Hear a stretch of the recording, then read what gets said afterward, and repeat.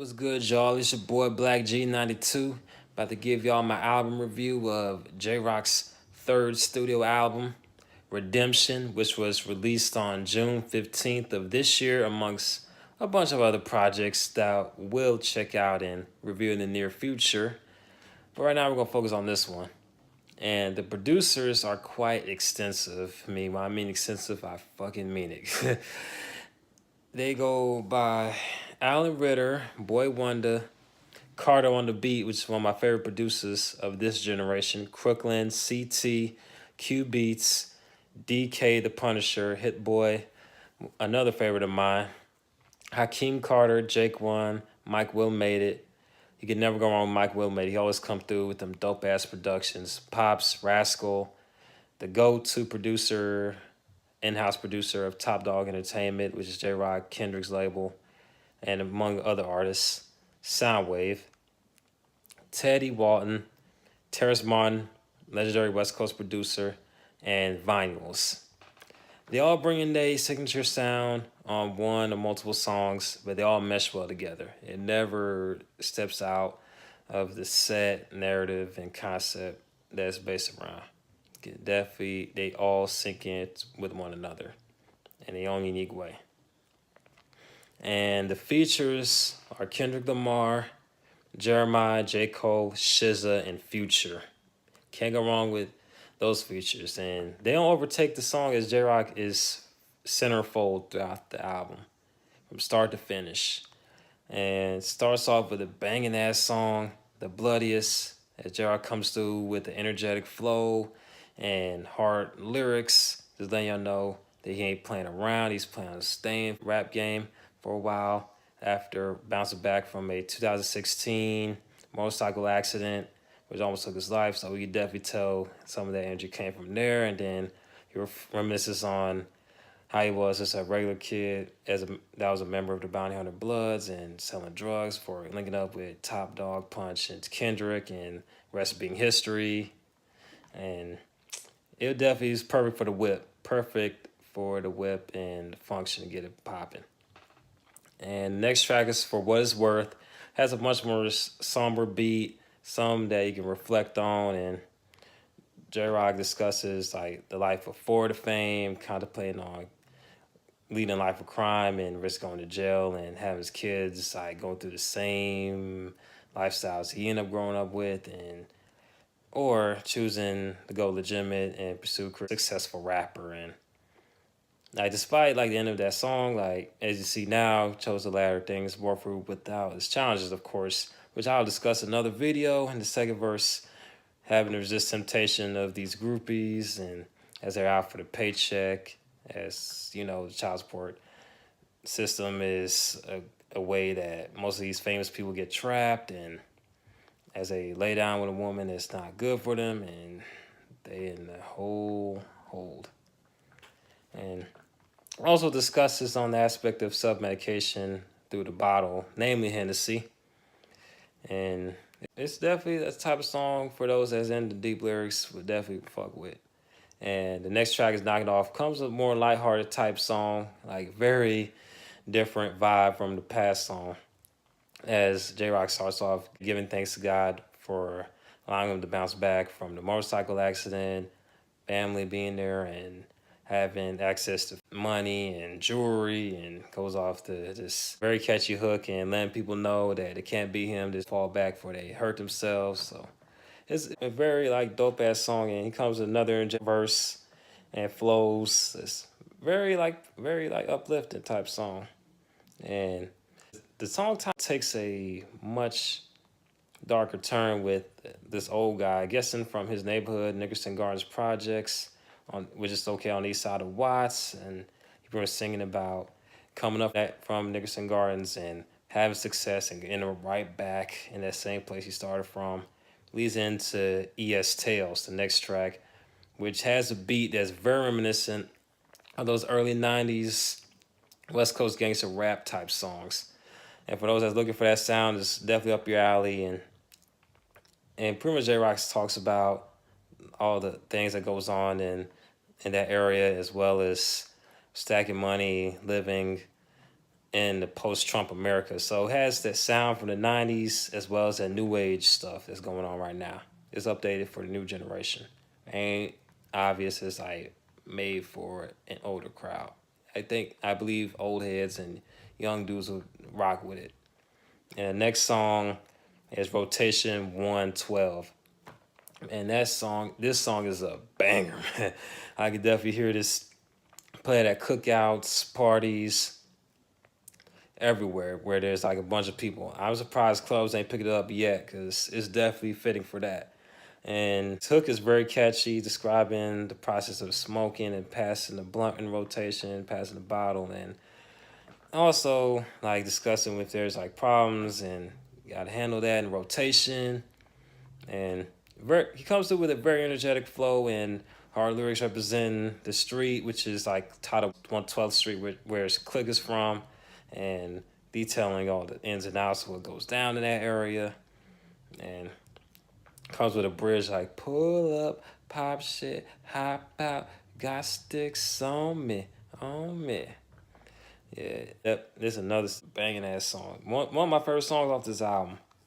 And the energy from that song is followed greatly by Tap Out, featuring Jeremiah on the hook. When you hear the beat, you can definitely hear Jeremiah doing the hook for this type of song because it's dealing with women and like being a player and all that stuff. So it's definitely right up in Jeremiah's alley. And Jeremiah comes through and complements the beat as well with a much more laid back flow and to complement the beat and just on some player type shit. Like how he's always in search for a new woman to get with on a late night tip. And like definitely another club banger right there. And kind of goes right back to a more slowed down pace with Out of Sight, Out of Mind, better known by this acronym OSOM.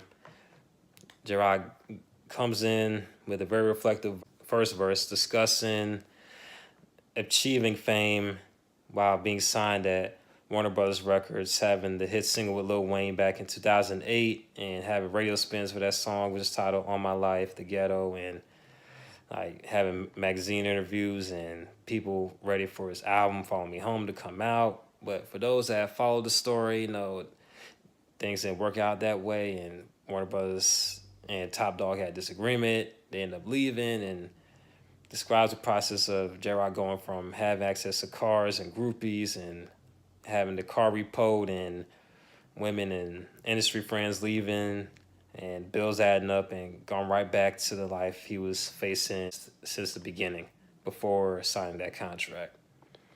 And John gives outside of mind. And second verse, J. Cole comes through speaking from a perspective of a guy dealing with relationship problems and being addicted to lean and Xanax and undiagnosed depression and suicidal thoughts and being paranoid of friends, that sort of thing. And it's definitely come directly from J. Cole's KOD album. It discusses the same subject matter and it fits right well. It fits right well into this type of beat. J. Cole comes through with a standout verse like he always does. J Rock bounces back with the second verse detailing how he's fed up with the life he led, but he's not afraid to go right back if it calls for it and what have you. Definitely a song I recommend and is a highlight of the album. And followed up by King's Dead, which starts off with the same old guy singing, pretty much singing about the last lines of that same little skit was who he's singing, "Ain't no kings in this projects." Guessing, speaking on how there's no positive role models in the community of Nickerson Gardens, and as far as kings are supposed to be symbols of royalty, and in certain aspects of the black community, there's a lack of that. So, guessing that's what the old guy's singing about, and goes into King's Dead, like this actual song. For those that's familiar that have heard the song, it's been on the radio ever since like Black Panther was released in the soundtrack. So most of y'all have heard the song by now. And Kendrick comes through with catchy hook, and J Rod comes through with a standout verse. Like he had the best verse on that song, as well as Future. Like as already know how Future comes through with that la di da, slide on me now, pass me some syrup, fuck me in the car, Chitty chitty bang, running for the king. It's shorter than the regular version that appears on the Black Panther soundtrack. Yes, and they want to showcase more of J Rock's contributions since it is his song, so I feel like it was a good idea. Even though it was kind of abrupt how it ends, because for those that have heard the regular version, they're so used to hearing the beat change, have Kendrick come through with his verse. But on this album, I'm guessing they decided, you know what, we're gonna leave that for the soundtrack, we're gonna shorten it for his album type thing. I'm not too sure how that worked, so it worked for the best. Either way, the song is hot. It does affect it.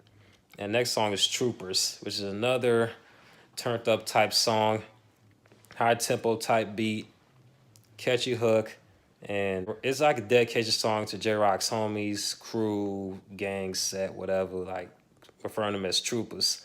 And it's pretty much acknowledging that as well as giving slight cautionary tale. Like on one part of the hook, it's like, somebody tell my mama I might not make it home. Before going into it, me and my troopers popping in this bitch, popping in this bitch. Me and my troopers popping in this bitch, popping in this bitch. For those that's into that type of song, that's into that whole trap influence vibe, that's definitely a track for you. And tempo switches again on his next track, Broke, which is like on that soulful type vibe.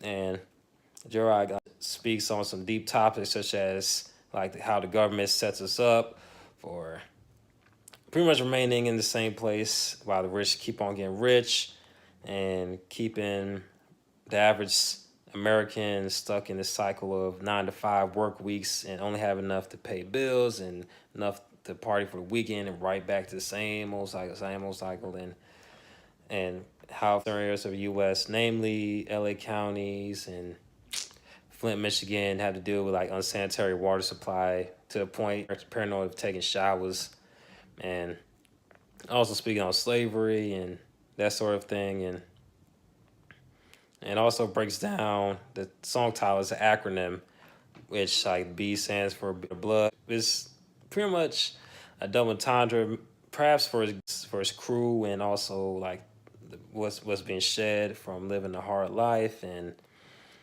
the R stands for ropes, which could be reference to how slaves were hung on ropes, or maybe like the chains that one wears to signify one that's made it. And I could be wrong, but that's why I kind of get kind of entendre there.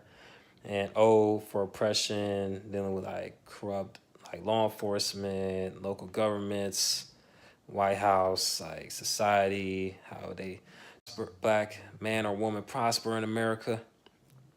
And Kush, as aside from like course liquor and Zans and lean, is one of the things that's used to cope with like the stresses of life. And E for evolution, signifying going from one stage of life to the next, that sort of thing. Very deep song. Definitely for those that want to sit back and just like reflect on shit. So definitely a track for you. And picks right back up with Wild Freestyle, which is made courtesy of Hit Boy. Gives them a beat where Kendrick and J Rock just play around with their verses but still killing shit at the same time. And for those that don't know, like they have an extended history of doing these type of songs, as well as Absol, Schoolboy Q. Whenever J Rock and Kendrick do a song, or all four appear on the track together, they usually have a beat where they just go in and just spit their best verse possible while being random at the same time. No central concept, and it has been somewhat of a absence of those type of songs as they all in their own respective places in their careers. But it's nice to see them come back and do a track like this. And Redemption is another nice song that details J Rock's motorcycle accident and speaks on a hypothetical scenario that if he didn't make it and having to deal with like fake friends and industry people coming through just to say, oh, I know so and so, and taking pictures for Instagram and Snapchat likes and followers, and which is also a commentary on our society, how we're just so obsessed with being internet famous and while being oblivious to people and what they're dealing with, to a point where we actually record funerals. And I feel like that's a really relevant line in the times we're living in. And also, second verse details like of all the people that left, only his longtime girlfriend remained by his side, and SZA comes through with a hook, like bring the track very soulful, and it would definitely hit you when you hear the hook, man, because you know SZA always come through with them nice vocals, and very nice song, man, very nice song. And the song ends on a much more positive note with the track "Win." And the basic concept of the song is F everything else, focus on the victory, focus on the end game of what you're trying to succeed in life. And very effective. And J-Rock comes through with a very energetic, celebratory flow within the hook and the verses, with Kendrick Lamar giving backup ad libs, like just kind of bigging up his homeboy slash big brother. So it's a good way to end the album on a very positive note. I could definitely see it play for football games, basketball games, any sporting event that's going to happen later on this year and beyond. I could definitely see a song played at those stadiums. It's perfect for that. And that's pretty much all the tracks on the album. And to give this a rating out of 5 stars, I give this a straight 5 out of 5. Every track is banging from start to finish. Each of them have a different mood, but they all fit together. They all connect. And especially on this album, which only has 13 songs, you gotta go hard to go home. You gotta have like every track like top notch. And I believe J-Rock done that. And it definitely shows. It definitely shows. Now, this is Black G92. Shout out to J-Rock and Top Dog Entertainment, the whole label. And I'll be back for another review. Peace, y'all.